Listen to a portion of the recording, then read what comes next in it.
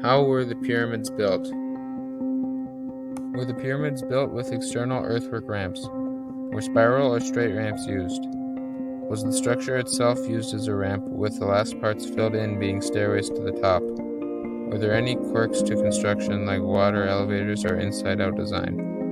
The method of building earthwork ramps would have likely been less complex and required less planning and organization. A ramp straight up the side seems logistically simple, but would be impeded by the immense task of collecting and transporting earth. As implied in the previous point, the simplest type of ramp would be straight ones, but spiral might be more likely because of other constraints in the building process. Less earth would be required for this ramp design, which is another advantage.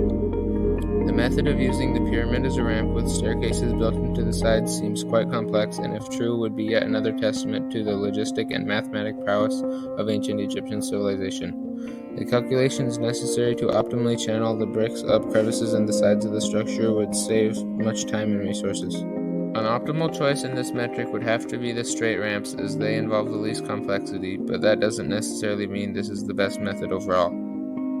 The cost efficiency of construction methods using ramps is debatable. A large straight one would use almost as much material as the pyramid itself, depending on the slope, and spiral ramps around the structure might not be much better. The staircase pyramid method is highly cost efficient, as it could be carried out with no extra material whatsoever. Leaving gaps for efficient hauling of blocks seems optimal. Some of the extravagances that various theorists have proposed in pyramid construction strike me as convoluted and cost inefficient. For example, would pumping water for elevators or building inside out really be worthwhile for a Copper Age society that needs to maximize efficiency? The optimal candidate in this metric is certainly the staircase pyramid method. No resources are wasted, and only some extra calculation on part of the architects and planners is required, allowing for efficiency in later construction stages like building the limestone casing. The timescale of making ramps would overall add many months to construction times and many more to digging all the earth and moving it to the site.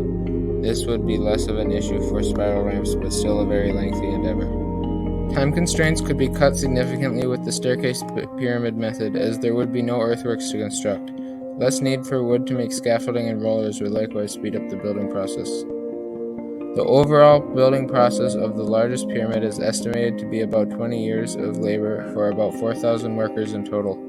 The majority of these workers were most likely free farm tenants paid in food, land, and housing. It is commonly known in Egyptology that the knowledge and skill behind the pyramids of Giza didn't just pop up overnight, but developed from a short but informative series of 4 earlier pyramids that have varying levels of innovation and success. The main similarity between them is their honored position as the pharaoh's final resting place.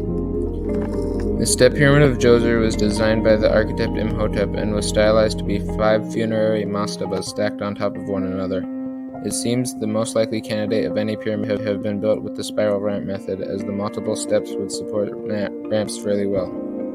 The Medum pyramid was probably the one that failed most grievously. It was the first to attempt the shape of a true pyramid, but apart from a stone core, it was made of mud brick and collapsed after construction.